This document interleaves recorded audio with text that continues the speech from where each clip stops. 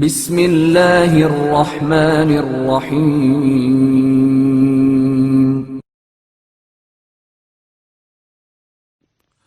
شہادت صدیقہ طاہرہ سلام اللہ علیہا 11 ہجری تاریخ بشریت کا وہ سیاہ سال تھا جب رحمت للعالمین حبیب الہ العالمین خاتم النبیین محمد مصطفیٰ صلی اللہ علیہ وآلہ وسلم نے اس دنیا سے پردہ فرمایا۔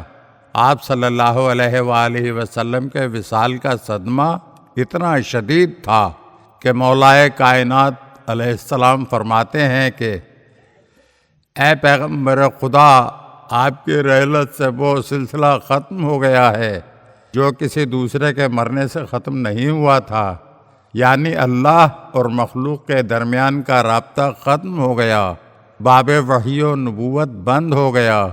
پیغمبر اسلام صلی اللہ علیہ وآلہ وسلم کے وصال کے بعد امت مسلمہ نے آپ صلی اللہ علیہ وآلہ وسلم کی آل بالخصوص آپ کی اکلوتی دختر کے ساتھ جو سلوک روا رکھے ان سب کو لکھنے کے لیے تو ایک مفصل کتاب کی ضرورت ہے، لیکن ہم یہاں مختصر طور پر بس اتنا بیان کر رہے ہیں کہ پیغمبر اسلام صلی اللہ علیہ وآلہ وسلم کی وصیت کو بھلا دیا گیا، باغ فتح غصب کر لیا گیا، امام وقت کو خانہ نشینی کی زندگی بسر کرنے پر مجبور کیا گیا، جس گھر میں جبرائیل علیہ السلام بھی بغیر اجازت کے قدم نہیں رکھتے تھے، اس دروازے کو نظر آتش کیا گیا۔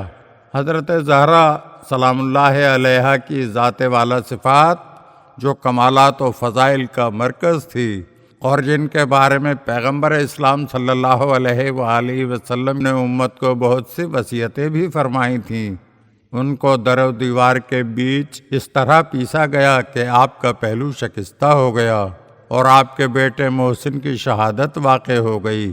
جب مہاجر و انصار میں سے کسی نے آپ کی مدد نہ کی تو آپ ان سے مایوس ہو گئیں۔ آپ سلام اللہ علیہا ہر روز قبر رسول صلی اللہ علیہ وآلہ وسلم پر جاتی اور اتنا روتی کہ بے ہوش ہو جاتی۔ جب ان کو گھر لے کر آتے اور وہ ہوش میں آتی تو پھر گریہ شروع کر دیتی۔ ایک روز حضرت علی علیہ السلام نے آپ سے فرمایا، اے بنت رسول، مدینے کے لوگ کہتے ہیں کہ اے علی، آپ زہرا سے کہیں کہ یا دن میں رویا کریں یا رات میں۔ حضرت زہرا سلام اللہ علیہا نے جواب دیا، اے ابو الحسن، آپ ان سے کہہ دیجئے کہ اب میں ان کے درمیان زیادہ دن نہیں رہوں گی، میں جلد ہی اپنے باپ کے پاس چلی جاؤں گی، لیکن خدا کی قسم جب تک زندہ رہوں گی آرام سے نہ بیٹھوں گی۔ ہاں، پیغمبر اسلام صلی اللہ علیہ وآلہ وسلم کے بعد آپ کے اہل بیت علیہم السلام پر اتنے ظلم ہوئے کہ 75 یا 95 دن تک حضرت زہرا سلام اللہ علیہا اتنا روئیں کہ آپ کا نام حضرت یعقوب علیہ السلام جیسے رونے والوں کے ساتھ لیا جانے لگا۔ آپ سلام اللہ علیہا نے اپنے اوپر ڈھائے جانے والے مصائب کی شدت کو اس طرح بیان فرمایا ہے کہ صبت علی مصائب لو انہا صبت علی الایام سرن لیالیا، مجھ پر وہ مصیبتیں پڑیں کہ اگر وہ روشن دنوں پر پڑتی تو تاریک راتوں میں بدل جاتے۔ بہرحال بابا کے وصال کے 75 یا 95 روز بعد 13 جمادی الاولیٰ یا 3 جمادی الثانیہ 11 ہجری کی گھڑی آ پہنچی اور حضرت زہرا سلام اللہ علیہا کے غم و اندوہ کا زمانہ ختم ہوا۔ ہر انسان کی طرح آپ نے بھی اپنی زندگی کے آخری ایام میں حضرت علی علیہ السلام کو وصیت فرمائی، لیکن آپ کی وصیت عام لوگوں سے جدا تھی۔ آپ نے وصیت کی کہ اے علی، مجھے شب کی تاریکی میں دفن کرنا، اور جن لوگوں نے مجھ پر مظالم ڈھائے ہیں انہیں میرے جنازے میں شریک ہونے کی اجازت نہیں ہے۔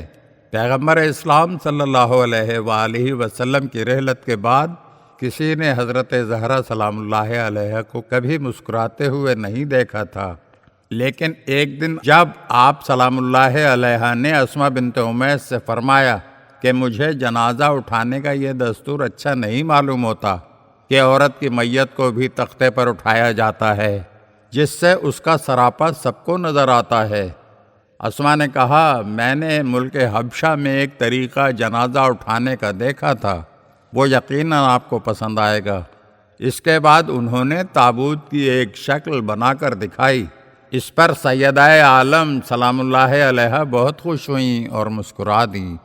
اسی دوران حضرت زہرا سلام اللہ علیہ نے اسما بنت امیس سے کہا کہ پیغمبر اسلام صلی اللہ علیہ وآلہ وسلم کے حنوط سے جو کافور بچ گیا تھا اسے لے کر آؤ۔ اس کے بعد آپ نے پانی طلب فرمایا اور غسل کیا اور ایک چادر اوڑھ کر لیٹ گئی۔ اسما سے کہا تھوڑی دیر کے بعد مجھے آواز دینا، اگر جواب نہ ملے تو سمجھنا کہ فاطمہ اپنے معبود کی بارگاہ میں پہنچ گئی ہے۔ جب اسما نے تھوڑی دیر کے بعد آواز دی تو کوئی جواب نہ ملا۔ اسما نے دوبارہ آواز دی۔ جب اسما کی ان آوازوں پر بھی سکوت چھایا رہا اور حضرت زہرا سلام اللہ علیہ کی طرف سے کوئی جواب نہ ملا تو اسما نے آگے بڑھ کر آپ کے چہرے سے کپڑا ہٹا دیا۔ اب جو چہرے پر نظر پڑی تو اسما سمجھ گئیں کہ رسول کی بیٹی اس دنیا سے رخصت ہو چکی ہے۔ اتنے میں حسنین علیہم السلام گھر میں داخل ہوئے۔ اسما سے سوال کیا کہ ہماری والدہ گرامی کہاں ہیں؟ اسما خاموش رہیں۔ حسنین ماں کے حجرے میں داخل ہوئے۔ اب جو ماں کے جنازے پر نظر پڑی تو گریہ کرتے ہوئے مسجد نبوی پہنچے، کیونکہ حضرت علی علیہ السلام اس وقت مسجد میں تشریف فرما تھے۔ جب حسنین علیہ السلام نے جا کر ان کو ماں کی شہادت کی خبر سنائی تو مولائے کائنات علیہ السلام کے لبوں پر یہ جملے تھے کہ اب میں اپنے غم کو کس کے سامنے بیان کروں گا؟ پیغمبر کے بعد آپ کے پاس سکون ملتا تھا، اب کس کے پاس جا کر سکون و اطمینان حاصل کروں گا؟ آپ علیہ السلام کو رات کی تاریکی میں ہی غسل و کفن دیا گیا۔ نماز جنازہ کی ادائیگی کے بعد 13 جمادی الاولیٰ یا 3 جمادی الثانیہ تھی، رات کا وقت تھا۔ ایک چھوٹا سا قافلہ پیغمبر کی امانت یعنی حضرت زہرا سلام اللہ علیہ کے جنازے کو آخری منزل کی طرف لے جا رہا تھا۔ جنازے میں شرکت کرنے والوں کی تعداد اتنی کم تھی کہ انہیں انگلیوں پر گنا جا سکتا تھا، جبکہ پیغمبر کی پیروی کا دعویٰ کرنے والے صحابہ سے ان دنوں مدینہ چھلک رہا تھا۔ روایات میں اس طرح بیان ہوا ہے کہ حضرت علی علیہ السلام نے حضرت زہرا سلام اللہ علیہ کو دفن کر دیا تو پیغمبر اسلام صلی اللہ علیہ وآلہ وسلم سے خطاب کرتے ہوئے عرض کیا کہ اے پیغمبر خدا، آپ کے بعد امت نے آپ کی بیٹی سے کیسا سلوک کیا؟ اس کے بارے میں خود اپنی بیٹی فاطمہ سے ہی معلوم کر لیجئے گا، اس لیے کہ آپ کی بیٹی نے مجھے کچھ نہیں بتایا۔ انا للہ و انا الیہ راجعون۔ اگر آپ ہمارے چینل کی نئی ویڈیوز دیکھنا چاہتے ہیں تو ہمارے چینل کو سبسکرائب کریں اور گھنٹی کے بٹن کو دبائیے تاکہ ہر آنے والی ویڈیو آپ کو جلد موصول ہو سکے۔ اور ہاں، لائک اور شیئر ضرور کیجیے اور اپنے قیمتی کمنٹ سے ہمیں آگاہ کیجیے۔ شکریہ۔